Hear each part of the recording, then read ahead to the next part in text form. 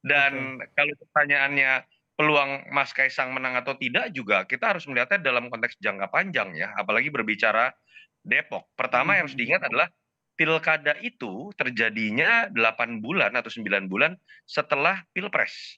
Atau kemudian ayahnya sendiri sudah tidak menjadi presiden loh. Dan Oke. apa yang akan terjadi di Pilpres itu akan menentukan sekali bagaimana kemudian peluang kemenangan dari bagian keluarga Pak Jokowi, karena rezimnya kan sudah pasti berganti, bukan Pak Jokowi lagi ya.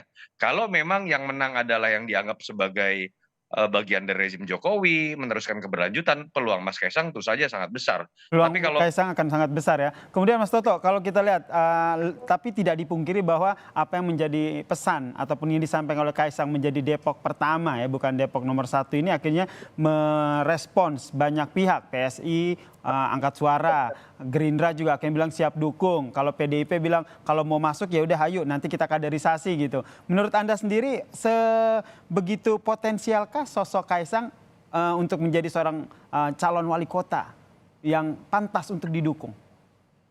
iya, pasti kita masih melihat variabel terbesarnya adalah keberadaan Kaisang sebagai anak Pak Jokowi, yang Oke. kita tahu masih memiliki kekuatan politik sangat besar, kepuasan publik tinggi, dan buat saya tidak mengherankan, hampir pasti partai pendukung koalisi Jokowi ya tidak akan ada yang berani menolak begitu kan. Tapi balik lagi ketika kita melihat karakter Kaisang ya, membuat sebuah isu, melempar sebuah isu. Ingat misalnya contoh, pada saat ramai-ramainya Puan dengan Ganjar, Mhm. dalam konteks masih berebutlah tiket dari PDI Perjuangan, dan kita tahu kecenderungan Pak Jokowi mengendorse Mas Ganjar, Mas Gibran mengendorse Mas Ganjar, tiba-tiba Kaisang muncul dengan logika sebaliknya menggunakan kaos bergambar Mbak Puan.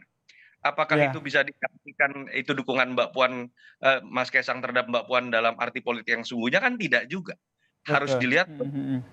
konteks yang lebih cair, bisa saja non politik dan lain-lain gitu ya. Nah ini Itu menarik juga di kalimat Mas Toto, harus melihat konteksnya lebih cair, apalagi melihat background ataupun sikap dari Kaisang dalam apa ya, menyikapi politik ataupun dinamika politik yang terjadi ya saat ini. karena gini loh, andai kata betul ya, Depok Heeh. Pertama ini ternyata bukanlah sebuah launching produk politik bernama dirinya menjadi calon wali kota, Mhm. menurut saya jangan-jangan itu bisa, kalau betul itu terjadi ya, itu cara Kaisang menolak dengan halus gitu, pinangan-pinangan dari yang mendorongnya untuk menjadi Mhm. calon wali kota. Kalau misalnya dia melaunching produk marketing atau produk non politik kan artinya dia ingin mengatakan secara tidak langsung, saya concern terhadap kota Depok, tapi bukan dalam konteks politik. Atau Tapi bisa dalam juga, konteks lain begitu ya. atau saya concern dengan bidang politik, tapi mungkin tidak di kota Depok. Itu yang saya coba lihat, bukan tidak mungkin ya, Mhm. malah menjadi sebuah fakta yang menarik gitu dari berbagai macam nyelenehnya sosok Kaisang yang bukan sekali ini saja, sudah berkali-kali Mhm mhm. dia. Sosok nyeleneh, Kaisang termasuk dalam dunia politik nih. Apakah ini tentu atas pengetahuan dari sang ayah ya, Joko Widodo ya?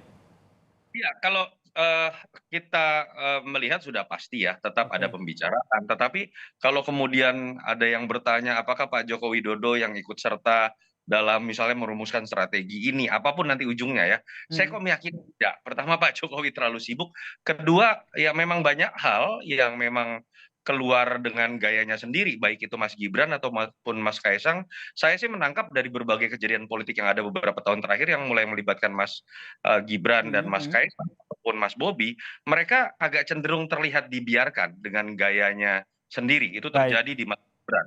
Dan saya meyakini juga pada skala yang lebih ekstrim terjadi pada Mas Kaisang, karena kalau kita lihat memang Mhm. tingkat remehnya ini lebih-lebih lagi dibanding Mas Gibran. Itu yang Baik. menyebabkan saya agak berani berspekulasi, jangan-jangan ini bukan urusan Oke, politik atau. jangan-jangan bukan urusan politik tapi non politik ya. Kita nantikan ya apakah pendapat dari Mas Toto ini terjawab. Kita nantikan bagaimana statement-statement selanjutnya dari Kaisang Pangarep nih, putra bungsu dari Presiden Joko Widodo. Terima kasih pengamat politik sekaligus Direktur Eksekutif Carta Politika Mas Yunarto Wijaya telah bergabung bersama kami di Kompas Malam. Salam sehat Mas Toto.